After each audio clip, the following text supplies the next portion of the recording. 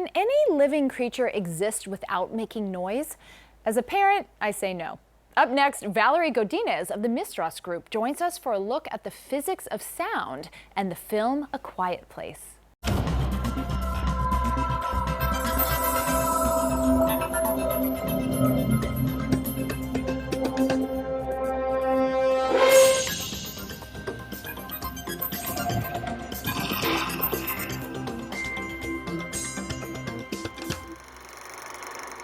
Welcome to Science Goes to the Movies, a look at the stories of science and how they change our culture. I'm Faith Saley, and today we're talking about sound with Valery Godinez, VP of Engineering and Product Development at the Mistras Group. Hello, thank you for joining us. Thank you very much for inviting me. In The Quiet Place, John Krasinski, Emily Blunt, and their fictional children are hiding from creatures that hunt by sound, and so they must live their lives in silence.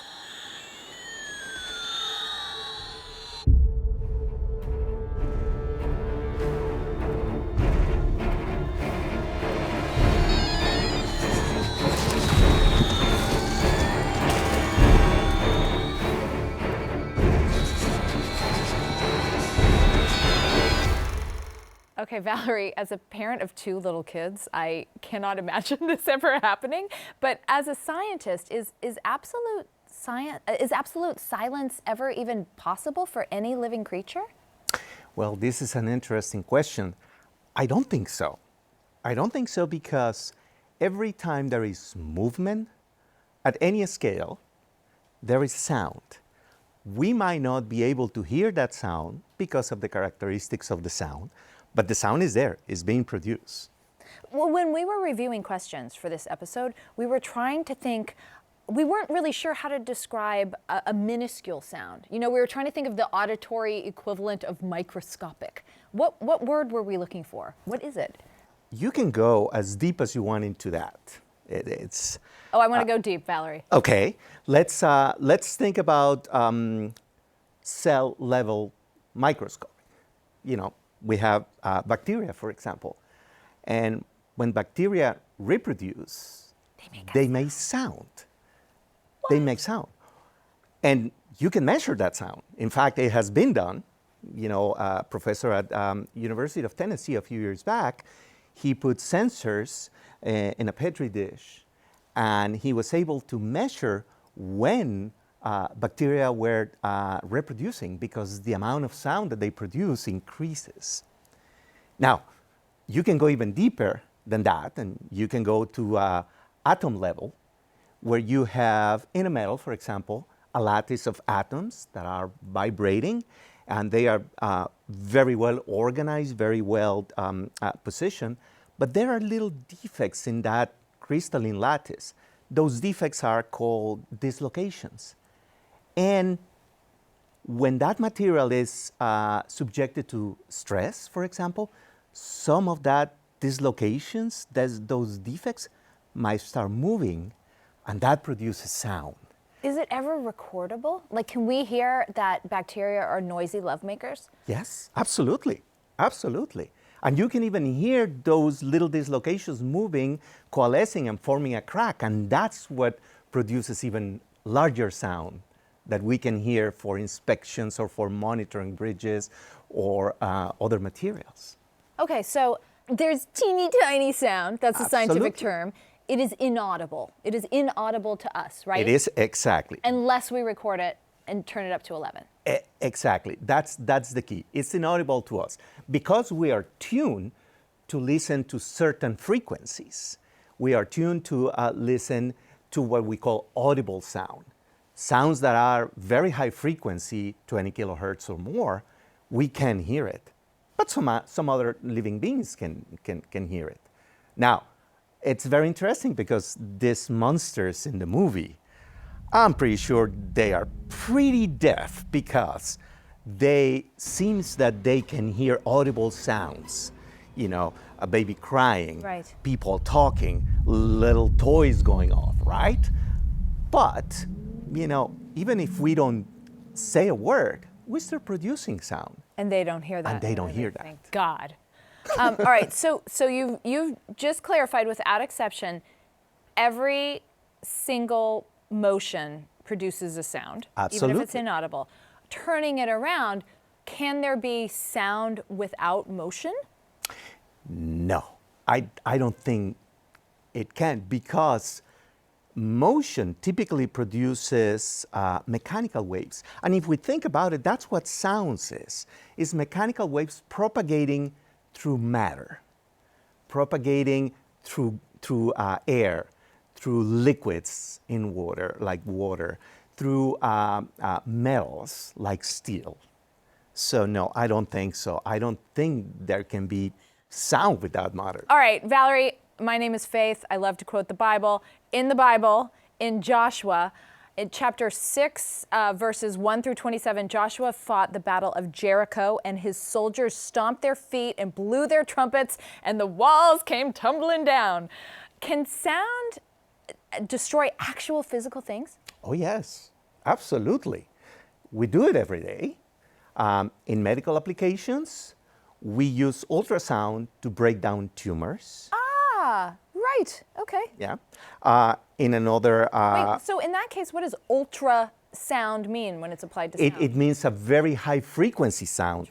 Sound that is in the range of kilohertz or even megahertz, millions of vibrations per second. Just so I understand, when we talk hertz, when I hear you speak, where are we with hertz? We are probably in the 5 kilohertz, 5 to 10 kilohertz. Okay. You know, another example, it's very well known. You have an opera singer that hits a very, very high note, and it can break a glass, right? That's right. Crystal glass. Everyone says Mazel Tov. That's right. Absolutely. We are creating physical waves right now. When I talk, what happens is the sound that goes from my mouth to your ears travels as a wave propagating to the air, through the air between us. Could we possibly see that in some way? Is there a scientific way of seeing your sound waves coming towards me? Is there? Yes, we could do it.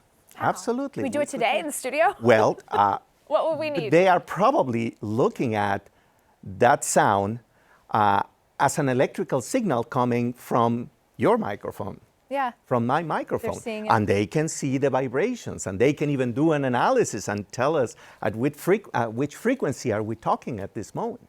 So sound can create physical, can break glass, can stun predators. Can it move things? Yes, absolutely. Every answer is yes. Sound is sound is amazing. Okay. Think about this. Sound, in the end, if you think about it, is the propagation of energy through a certain medium, right? Yeah. So you can use that energy to move things. Obviously, in order to move a physical object, the sound has to be probably very low frequency. It will be a very, very, very low pitch, and probably with very high amplitude, very high energy. Loud and low. Loud and low in order to move this physical object. So when I gave birth without an epidural, I sounded like a gorilla in the jungle. Like I never knew I could be that loud and low when I was groaning. Now I understand what pushed that baby out. This makes sense. There is a subset of superheroes that have power over sound. On Ben 10, the alien Echo Echo from the planet Sonorosia is a living sentient sound wave.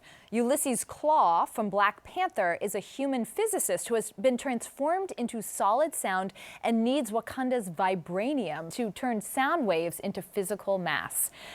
Valery, okay, solid sound and physical mass. Does sound have mass? It's an interesting way to see it. I wouldn't say that sound has mass. What I would say is actually sound is the movement of mass. Again, as we're talking, the mass of the air that is between us is actually vibrating and moving. If I have a piece of metal, do you remember the Lone Ranger when Tonto goes down on the railroad tracks and he's listening and says, oh, railroad track coming. Yeah. You know, that is the sound that is being produced by that train traveling along the rail to his ears. So you're saying the sound I think you're saying sound doesn't have mass, but it needs mass to make sound? It is. Sound, it is the movement of mass. Movement of mass. Is that the same thing as saying sound needs mass? Yes. To make sound? Yes. So what about all those movie space battles where we hear, we have movie space sound effects? Are those space sounds even possible if there's not something in space, mass? I love those movies. I love the sounds, but they are not real. They are not real. All these beautiful battles between starships and lasers flying and everything, no. Because? Because in the space, there is no mass. It's empty. So there is nothing no that air, transmits that. If you think about movies, there are two movies that are very realistic in that sense. Space Odyssey, 2001, when there are scenes where, people are moving through space, spacewalking and things like that, there is no sound at all. The other one is Gravity. Right. Yeah. When the astronauts are talking, you can hear the sound when they are talking from inside the spacecraft or from the inside of their suits. But when they are moving, even when the asteroids come and hit the space shuttle and the satellite and everything, there is no sound. And that's really how it is. You can hear them talking because inside their spacesuit they have oxygen. They have air, yes. But if an asteroid hit them, there would have to be sound because it's something hitting mass. Yes, but in order to hear that, you will have to be either in a spacesuit and receive the vibration or being inside the spacecraft. If you're outside looking out and you see the asteroid hitting the spacecraft, you'll see all the destruction, but you won't hear a sound. That's so crazy. It is. Oh, I mean, to me, maybe not to you. This all makes sense to you. The underlying notion of a quiet place is how terrifying would it be if we couldn't make a sound, right? An audible sound. But there's something so terrifying about thinking of a world where you can't hear sounds that are being made, like space. Absolutely. It's a handicap, but it's nature. Wow.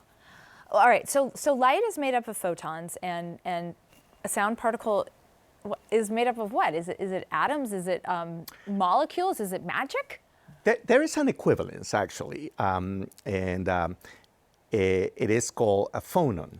And a phonon is defined as a unit of vibration at the atomic level. And it's used in modeling how sound at that level is created and how it can coalesce, phonons can coalesce and eventually can be described as a wave in the macroscopic world, which is where we live. In the DC universe, Cisco Ramon, played by Carlos Valdez on The Flash, is called Vibe and has the power to read and create vibrations. In the Marvel universe, on Agents of S.H.I.E.L.D., superhero Quake is known as Daisy Johnson and played by the lovely Chloe Bennett. Daisy Johnson also has power of vibrations. She can cause earthquakes. She can hurl someone across the room by sending massive vibrations their way. All right, now Valery, some, but not everyone in the Marvel and DC fandom world, they count Cisco Ramon and Daisy Johnson as heroes with sound-based powers. Can you settle this for us? Are vibrations sounds? Yes, they are. Absolutely. Are they completely interchangeable? Yes. A vibration is a sound is a vibration. It's a vibration, yes. Okay. Now, you have to be careful there because if we're talking about audible sound, the vibrations are low frequency. There are vibrations in the matter. But if you look at sound traveling through metals, typically they are at very high frequency. Again, as I mentioned before, in the order of kilohertz or even megahertz. So humans generally hear low vibrations. We don't hear past a threshold we don't have great hearing, right? Compared to dolphins, kingdoms? compared to even dogs. Yeah. Absolutely, we don't. Our ears filter the sound from very, very low frequencies or very, very high frequencies. And that's what we call the audible sound range. Even if we can't detect it, is everything vibrating? Yes, it is. Okay, which makes sense because you told me everything's making sound all the time. Exactly. If you're alive, if anything's alive, it's making sound. Yes, and even inanimated objects make sounds. You have the vibrations of the crystal lattices, the atoms vibrating in the crystal lattice. Unless you go down to the absolute zero, which is around 273 degrees Celsius or 457 degrees Fahrenheit, that's when even the vibration of those atomic lattices stop. Then you could tell that is absolute silence. So here's a dumb question, but that's why I'm here. An ice cube is making sound? Yes. That's not absolute zero, right? No, it's just not. Frozen. It's low frequency. An ice cube is making sound. Yes, yes, yes. Here's a weird one, is a dead person making sound? Probably a dead person might be decomposing, if you think about it. Oh my gosh, you're right. And they say that your hair continues to grow like after you die. There you go. Then for sure you're making noise even after you're dead. We've talked a lot about the destructive elements of sound. It can break glass, it can push somebody over. But in your work, you use sound as a diagnostic device, right? Yes, absolutely. Yeah, it's we use it pretty much. I like your analogy when we talk about the medical field, when the doctor comes and listens to your lungs, to your heart. And I even think about, you hear your friend talking, you say, oh, you have a cold. You can, yeah. Yes, exactly. So even by looking, by applying these same principles to metals, to materials, to structures, we listen to the sound patterns. Think about the Manhattan Bridge or the George Washington Bridge here in New York. Those cables, those suspension cables that support the bridge, they are made out of 20,000 plus wires, single steel wires. We can put sensors on those bridges and listen when a single of those wires break, and we can actually tell when it broke, and we can count how many they break. Where or when? Where. And we can tell when because our sensors are measuring in time. So we can tell you what is the problem. Or if you have, for example, a large storage tank in a refinery where you storage either gasoline or crude oil or any other chemical, and we can listen to the sound of the corrosion of the bottom of the tank happening, and we can actually pinpoint where that is coming from and whether it's leaking or not. So we use sound to diagnose the state of an asset in a refinery or a bridge. You're basically the Marvel superhero Karnak. It's not that you have magical abilities, although it sounds magical to me, but you can see the flaw in every design or hear the flaw in every design. Exactly. I like to say that noise are us. Toys R Us. That's good. I think, isn't Toys R Us actually going out of business? So I think you guys can own this. This Absolutely. is good. So the benefit of diagnosing with sound is that you can understand what's wrong without having to take something completely apart. And that is what we call non-destructive evaluation because, as you said, we don't need to take it apart. And moreover, we can do it while it is doing its function. Non-destructive evaluation. Yes. So is your work essentially all pattern recognition? It is. In the end, that's what it boils down to because you collect all this sound data and you have to find patterns, the patterns that are normal according to the operation of that asset, and then look when you have deviations from that. Is there, so we've talked about, I mean, the great analogy is how this is used in medicine. You're using it in structures. Is there another application of this that I'm not thinking of? Like, this is such a powerful tool. Where else can sound evaluation be applied? Like, what's the future of what you do? Well, sound evaluation, you can use it even in geophysics, for example, because earthquake, moves of earth, or minerals, or monitoring mines, all those things produce sounds. And that's happening now, right? And that is happening. Is that what sonar is? What is sonar? Sonar is using sound to probe, for different things. Okay. I I was about to say in outer space, but not in it outer won't work in outer space. No, it won't work in outer space. But it works in the earth. It works underwater. It works on the ground. So it works in a lot of places, not in space though. Is part of your daily job, I know you travel a lot to Yes. places where your company, where Mistras applies sound evaluation. Yes. I just kind of picture you with a hard hat and headphones on. Are you personally in what you do listening a lot? I used to when I was doing more research Okay. for the company. But now what I do is I travel and I talk to the people who are interested in using these technologies for new applications. So I'm more in charge of other areas where we can use our technology, but we have plenty of people, thousands of technicians that do exactly that. They go and listen every day to different assets all over the world to make sure that they are in good shape.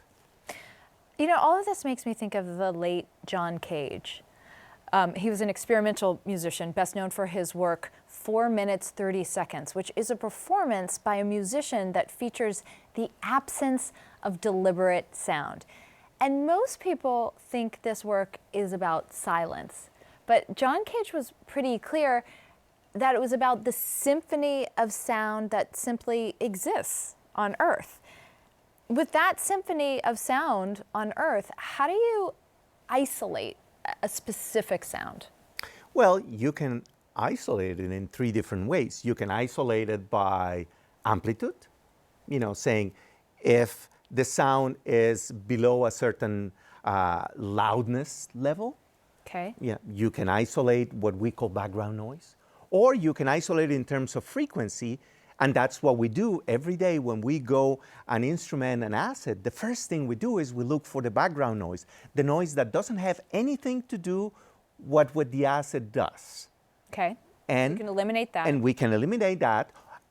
But wait, explain to me, please, the difference between amplitude and frequency. Amplitude is the loudness. If I talk very, very loud, it's a very low amplitude. If I Fortissimo, pianissimo. Pianissimo. Got it, okay. Exactly. That's amplitude. Now, frequency is the pitch. Remember, if I talk like this, it's a very low pitch. It's Got a it. low frequency. If I talk this high. And I wish you then- would continue to do that just for kicks. No, go ahead. And if we talk high pitch, it's a high frequency. Okay. So those are the ways you can actually separate noise. Now, there is another one. What musicians do is the musicians use directionality. They can use microphones that only look at this area here versus that area there. So if sound comes from this side, this microphone that is pointing on that direction wouldn't hear it. Yeah. So those are the different ways we can isolate sounds depending on what we choose to do with. Because of what you do for a living, do you think that just going through your daily life, you're more mindful of sounds? Absolutely. I'm listening to sounds all the time. I listen to my daughter singing all the time. That's a great thing to have. I talk to my friends at work. One of them is a specialist in ultrasound, and he is a band player. He has his own band. I talk to people in other companies that are developing new sensors that look at different frequencies. And this guy has a background in music. Yeah. Do you have a background I in don't, music? unfortunately. But as I told you, I'm surrounded by people Yes. who produce music. Yes. Music to my ears. That's right. And if you have the right perspective, everything is a kind of music, right? All the time. It's funny, as you know, today happens to be a very rainy day, and I was taking my kid to school in a taxi, and he said, Mom, the rain was very loud on the windows. And he said, it sounds kind of like white noise, because he's a city kid, we turn on the white noise machine so he can sleep. He said, and it's peaceful, but it's stressful, because I can't turn the volume down. Exactly. And it was funny to think, you know, when you are attuned to all the sounds around you, there's so many ways it can inform you and affect you.